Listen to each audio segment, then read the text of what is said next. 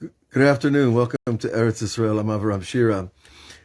Our little talk today, entitled "The Challenge of Being Ourselves," is based on some personal experience, of course, and then the interaction with others, and of course the Holy Zohar and all its sages of the Torah. Because long ago, I was told, "Be yourself," and I kind of froze for a minute.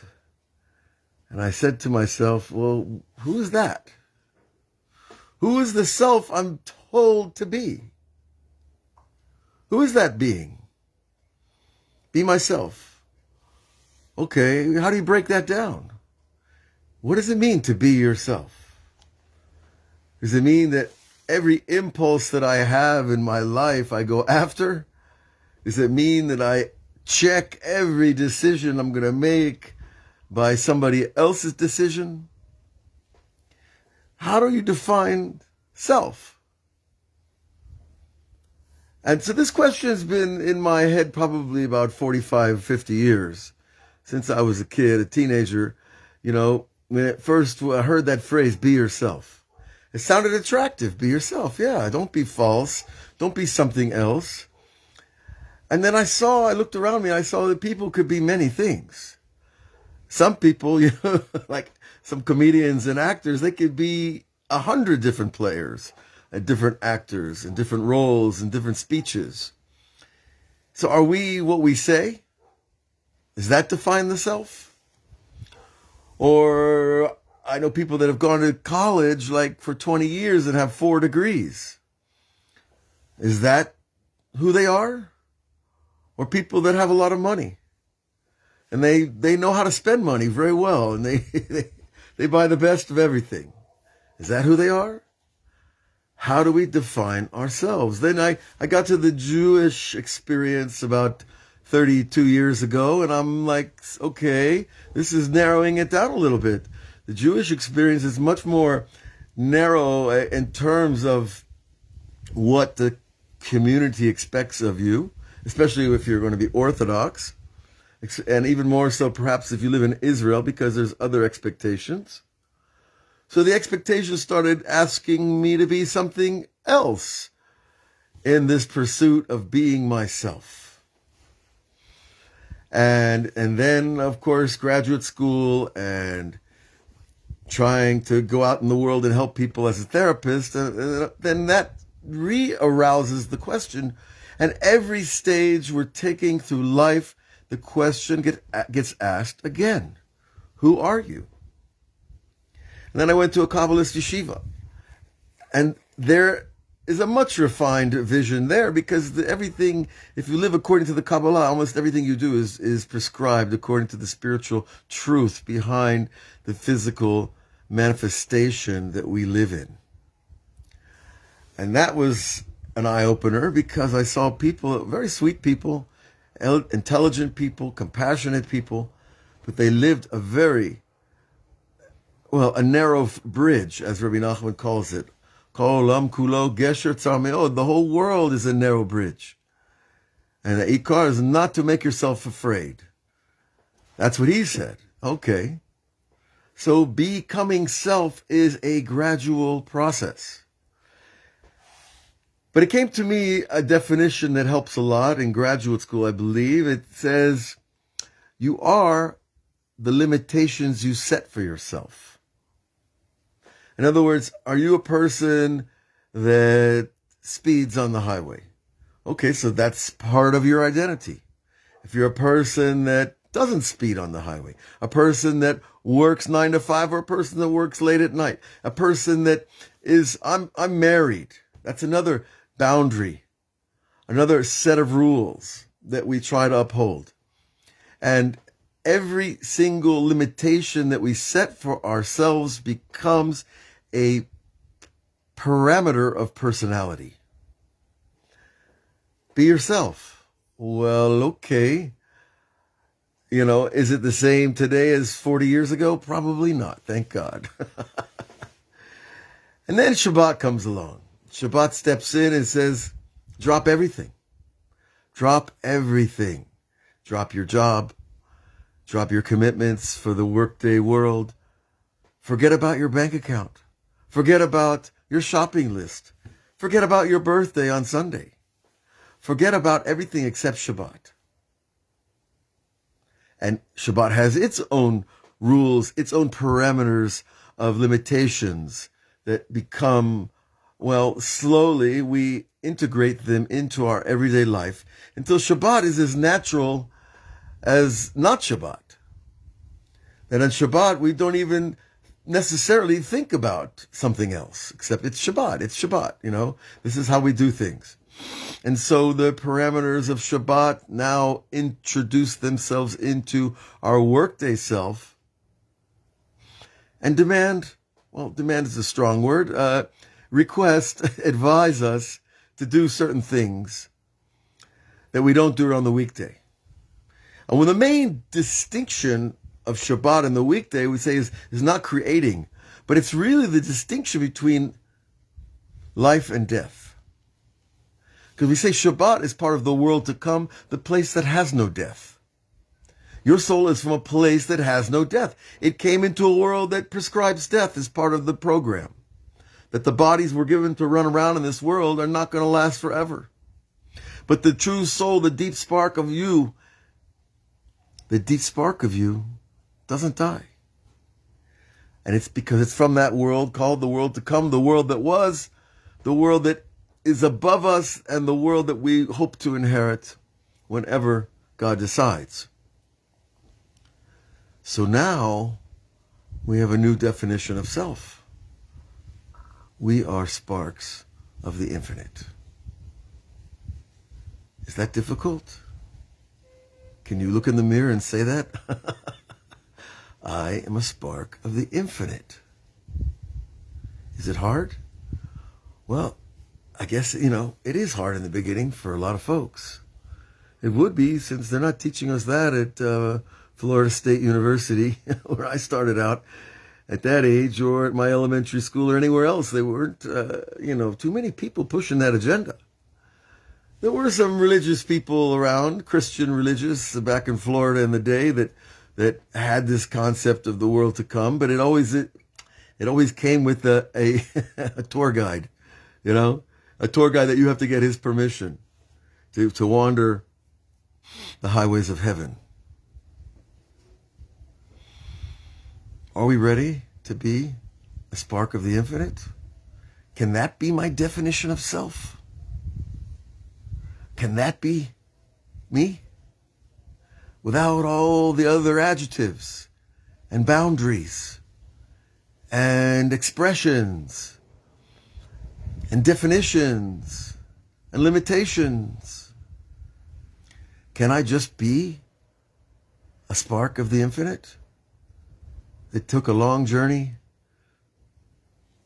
through many different roller coasters to get down into this body.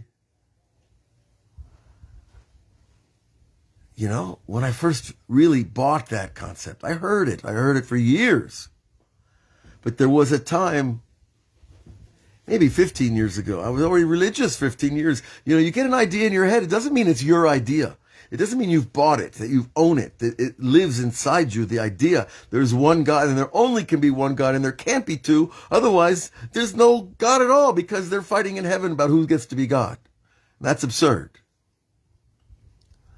So that idea that I'm a spark of God, that's my true self, and all the rest are garments. All the rest are these things that we pick up and discard through this life. Oh, you're the son of Martin Shira. You're the grandson of Abraham Shira. You're the, all the labels that we pick up. Eventually they fall away. And what is left is only this. Are we ready to inherit that identity?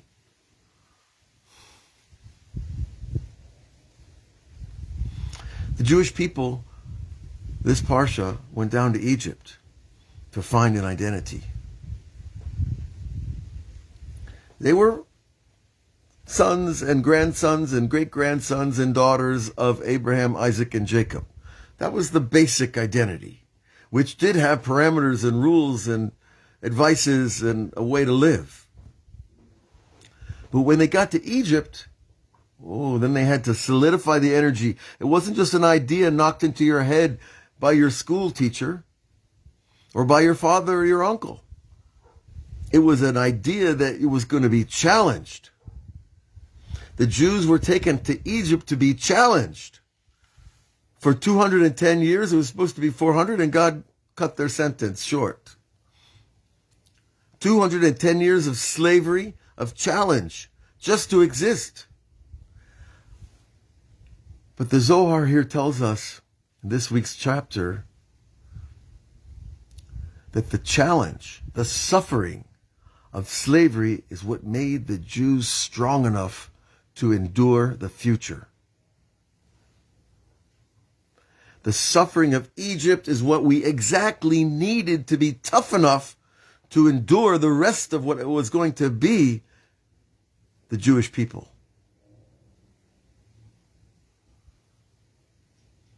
So if you were born into an easy life, you should beware. Because the challenges of an easy life are not easy. The challenges of a hard life are also not easy.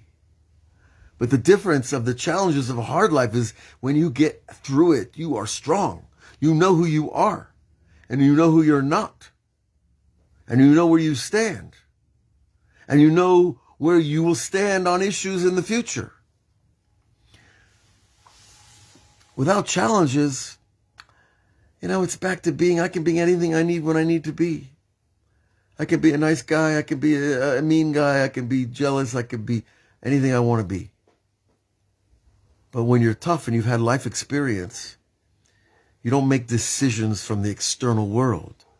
You make decisions based on your internal world, your own personal truth that you earned through challenge, through suffering, through patience, through a lot of difficulty. So this happened as a nation. And this week's Parsha commemorates that journey down to Egypt, where the Jews would be challenged about their monotheism. They would be challenged about their leaders. They would be challenged with issues of food, of survival, of how to live, of what to eat, what not to eat, where to go, where not to go, what restaurants you go to. And Jews are still struggling with these issues today. Each one at his own level, and each one at his own perception of who he is, what's his real identity. What do I stand for at the end of the day? So this takes work. This takes time. We have to give ourselves time alone to contemplate these ideas, to meditate about these ideas, to pray about these ideas. Why did God put me here as a Jew? Why did God put me here as a non-Jew? What does God want from me in this world? He put me here, and I wake up and I'm like, this is a tough place. I could starve to death, a person could, from day one, a baby is challenged. Until the end, until the very end, there are challenges. It never gets easy. Our problem, I know I can speak for myself, was I used to look for easy. Why take the hard way? But sometimes the hard way is the best way. And the easy way, well, maybe for making an omelet, there's easy shortcuts in making an omelet. But when we're talking about the big things in life, the shortcuts usually, they let us down.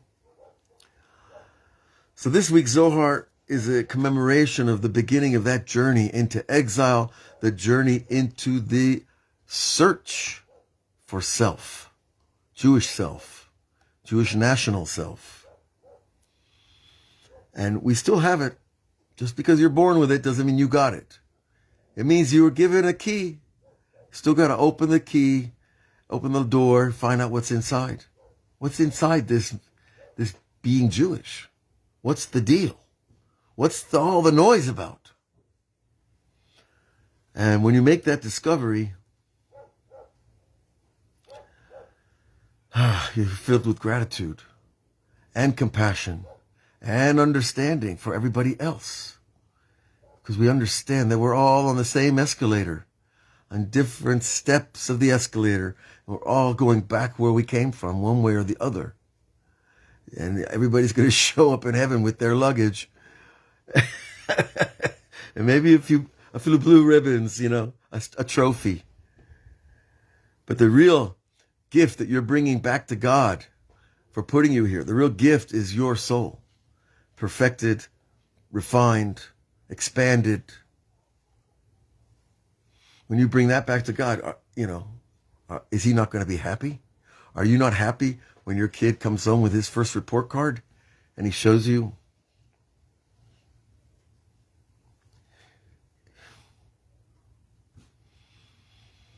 He made straight A's. If that makes you happy, how much happier is your Creator going to be happy when you show up at the door with your report card, with your new soul, with your Shabbat soul? Because Shabbat is where we get a taste of that deeper, true self, that infinite self. So I want to bless you all to taste that Shabbat, to live that self of Shabbat, because it's coming back. God bless you all. Have a great Shabbat, and we'll see you next week on all the outlets.